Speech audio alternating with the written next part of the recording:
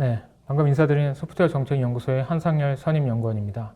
이 시간에는 메타버스 비긴즈라는 제목으로 메타버스의 현재 주요 동향과 그리고 이슈에 대해서 알아보는 시간을 갖도록 하겠습니다. 메타버스는 이제 최근에 굉장히 언론에서 많이 조명을 받고 있고 개념에 대해서도 많은 소개가 이루어졌기 때문에 이제 자세한 설명은 생략하도록 하겠습니다.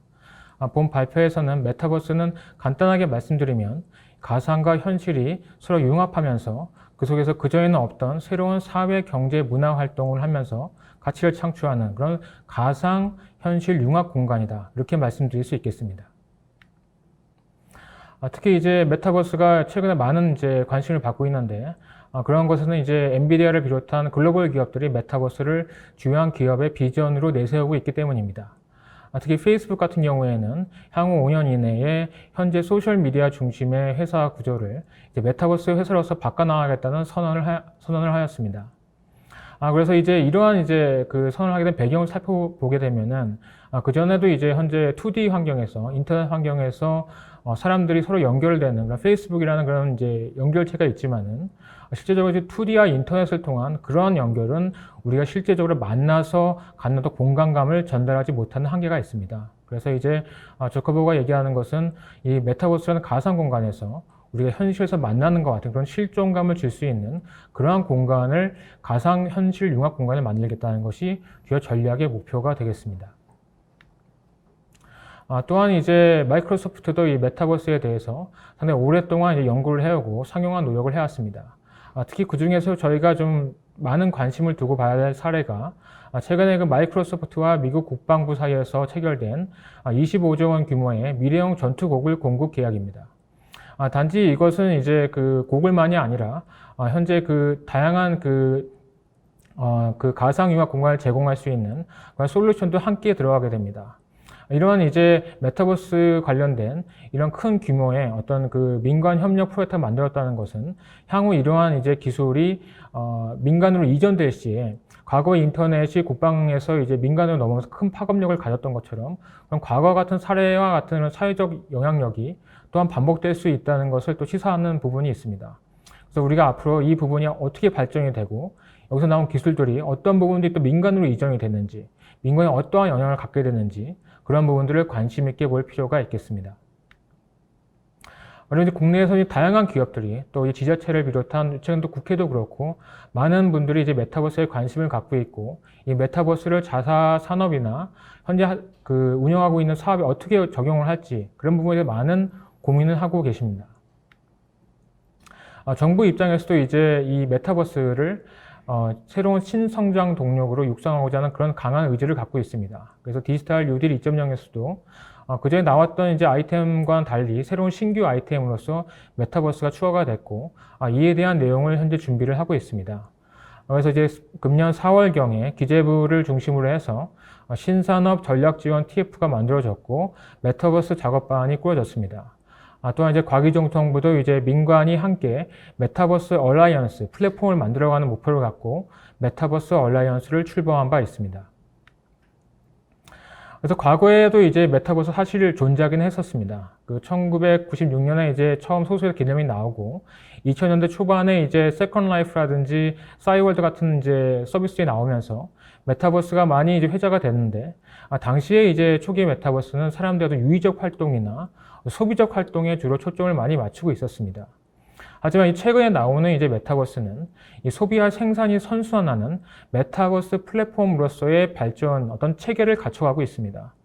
그래서 이제 그 이용자들이 단순히 소비를 그 콘텐츠를 소비하는 것만이 아니라 실제적으로 자신이 어떤 아이템을 새로 만들고 그것을 판매하는 그런 이제 프로슈머 개념의 이제 크리에이터도 이제 많이 만들어지고 있고 그런 부분들이 이제 실제적인 경제적 가치를 많이 만들어내고 있습니다.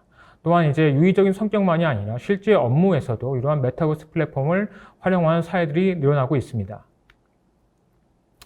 또한 이제 그 메타버스 구현을 위해서 가장 핵심적인 기술은 바로 XR 기술이라고 볼 수가 있는데 과거에는 XR 기술이 주로 이제 보여주는 어떤 시각적인 면에 많이 집중을 했다면은 최근에는 이러한 XR 기술이 인공지능과 함께 결합하면서 이 인공지능이 결합되면서 상당히 지적인 어떤 그 지능적인 그런 컨텐츠들이 많이 만들어지고 있습니다.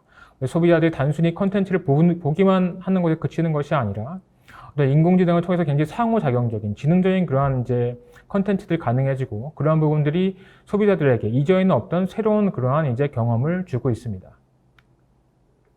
그래서 이제 이런 이제 기존 인터넷 시대와 메타버스 시대를 좀 구분하는 데 있어서 좀 간략하게 좀 예를 들어서 말씀을 드리자면 그 인터넷 시대에는 우리가 주로 어떤 2D 화면, PC나 모바일 같은 제한된 크기의 스크린을 통해서 커뮤니케이션을 하고 업무를 했다면은 이제는 우리가 그 세계를 우리가 둘러싸인 이 공간 자체를 어떤 스크린으로 써서 굉장히 다양한 어떤 컨텐츠를 디스플레이 할 수 있고 인터랙션을 할 수 있는 그런 시대가 오고 있다고 볼 수가 있습니다. 또한 이제 인터넷 시대에는 우리가 주로 웹페이지를 통해서 클릭을 통해서 이제 이동을 했다면은 메타버스 시대에는 궁극적으로는 우리가 이동할 필요가 없이 우리가 있는 이 장소로 우리가 원하는 그런 서비스가 오는 그래서 우리가 이 공간으로 특정 공간 텔레포트하는 그러한 이제 서비스들이 가능해질 것으로 예상이 됩니다. 그러면서 이제 인간 측면에 있어서는 어떤 디지털 휴먼이나 이런 새로운 아바타를 통해서 자신의 어떤 아이덴티티를 확장할 수 있는 그런 기회가 열리게 되고 공간 측면에 있어서는 현실과 아주 똑같은 유사한 환경이라든지 아니면은 우리가 기존에 상상하기 힘들었던 어떤 새로운 그러한 이제 공간들이 만들어질 수 있습니다. 시간 측면에서도 어떤 과거의 인물을 불러오거나 우리의 미래에 일어날 일을 시뮬레이션 해볼 수 있고요. 그러면서 이제 인간과 공간과 시간의 혁명이 일어나는 공간 이것이 바로 메타버스라고 볼 수가 있습니다. 메타버스의 주요한 이슈들이 이제 5가지 정도를 정리해 볼 수 있습니다. 그래서 첫 번째는 과거에는 주로 이제 게임 위주로서 어떤 그 메타버스 플랫폼들이 발전을 해왔다면은 이제는 국방이라든지 제조라든지 금융이라든지 여러분들 기사를 통해서 보시면 아시겠지만 굉장히 많은 다양한 그런 산업 분야에서 메타버스 도입을 서두르고 있습니다. 또한 이제 과거에는 VR, HMD가 어떤 사용성 이슈에서 문제가 어떤 어지러움증이라든지 어떤 발열 문제라든지 그런 이슈로 인해서 사용성에 많은 이슈가 제기가 됐었지만은 최근에는 굉장히 이런 문제들을 기술적인 진전이 많이 이루어졌고 어떤 대중화된 어떤 VR, HMD가 등장할 것으로 많이 기대가 되고 있습니다. 그 외에도 이제 단지 보는 것뿐만이 아니라 우리가 실제적으로 만지고 어떤 이제 인터랙션을 하는 그런 이제 메타버스 기기들도 많이 만들어지고 있습니다. 그래서 이제 그런 어떤 오감을 이용한 인터페이스 측면에서도 상당히 많은 기술적 혁신과 제품들이 나올 것으로 기대가 되고 있습니다. 또한 이제 디지털 휴먼도 이제 우리가 일상의 TV에서 접하기도 하고 인스타그램이나 이런 부분을 통해서도 많이 우리가 접하고 있는 부분인데 이런 이제 인공지능과 어떤 3D 기술이 만나서 만들어지는 인공지능 어떻게 인간이라 볼 수도 있겠죠. 디지털 휴먼들이 앞으로 더욱더 많이 만들어지게 되고 또한 이런 부분들이 이제 우리 일상 속에 광고라든지 어떤 엔터테인먼트 분야를 시작으로 해서 산업 분야에서도 어떤 안내원이라든지 아나운서라든지 그냥 우리가 인간의 일을 갖다 보완해주고 도와주는 그런 역할들을 디지털 휴먼이 하게 될 거라고 기대가 됩니다. 또한 이제 과거에는 이제 어떤 메타버스에 있어서의 입체 컨텐츠를 그런 만드는 일들이 상당히 기술적으로 복잡하고 또 비용도 많이 드는 일이었습니다. 하지만 이제는 어떤 AI 기술, 머신러닝 기술들이 도입이 되면서 그런 이제 3D 컨텐츠를 만드는 비용이나 시간도 많이 절감이 되고 또한 컨텐츠의 질도 획기적으로 좋아지고 있습니다. 나중에는 이제 AI가 직접 컨텐츠를 만드는 시대가 오면은 메타버스의 컨텐츠들이 더욱 다양해질 것으로 이제 기대가 됩니다. 또한 이제 최근에 제페토나 포트나이트를 비롯한 다양한 메타버스 플랫폼의 이용자들이 모이고 또한 이제 젊은 어떤 MZ 세대들이 많이 주 이용자로서 등장하면서 이 공간을 중심으로 한 다양한 IP 제휴가 일어나고 있습니다. 이러한 공간의 어떤 제휴를 통해서 더욱 다양한 콘텐츠를 이용자들이 이제 즐길 수 있고 산업의 발전으로 이어지게 될 거라고 생각이 됩니다.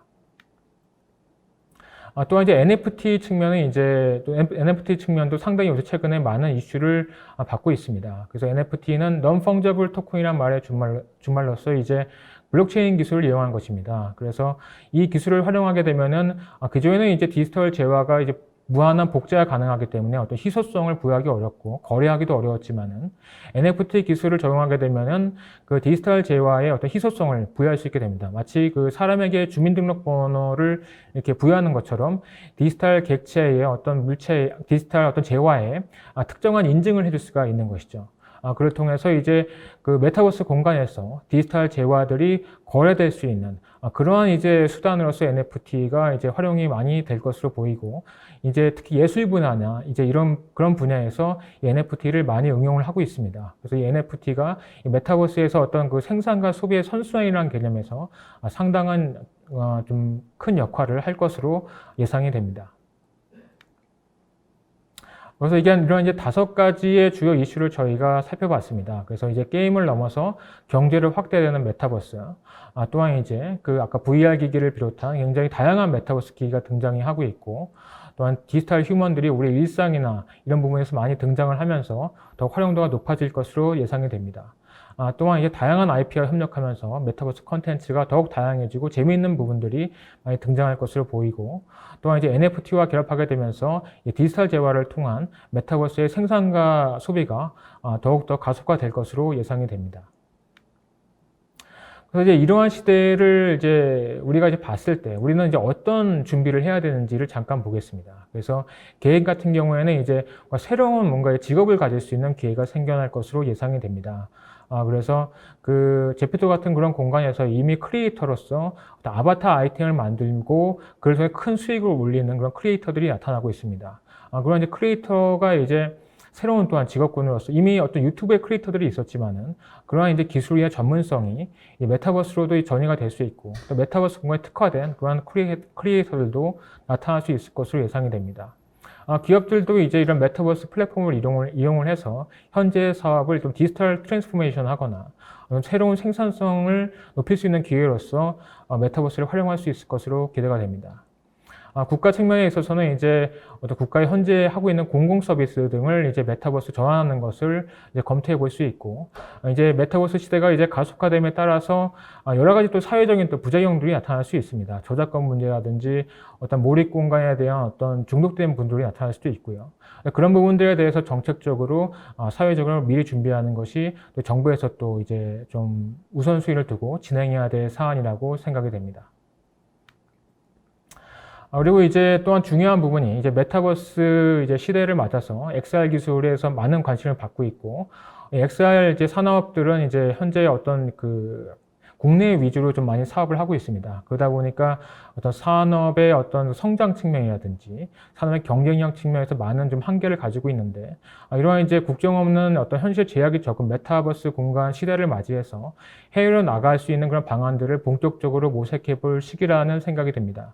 그래서 이제 해외 진출에 대해서 이미 또 현재 기업들이 많은 애를 쓰고 있지만은 몇 가지 애로사항이 있습니다. 그 중에서 가장 큰 애로사항은 그 해외 시장 정보 부족입니다. 그래서 이제 오늘 이 부분이 이제 저희가 이 포럼을 준비하게 된 주요한 어떤 이유가 되겠습니다. 그래서 이제 앞에 제가 발표를 마치고 뒤에 이제 영국에서의 어떤 그 해외 진출 관련된 정보라든지 실제 사례 등을 통해서 XR 기업들이 갖고 계시는 그런 궁금증을 많이 해소할 수 있는 그러한 시간이 됐으면 좋겠습니다.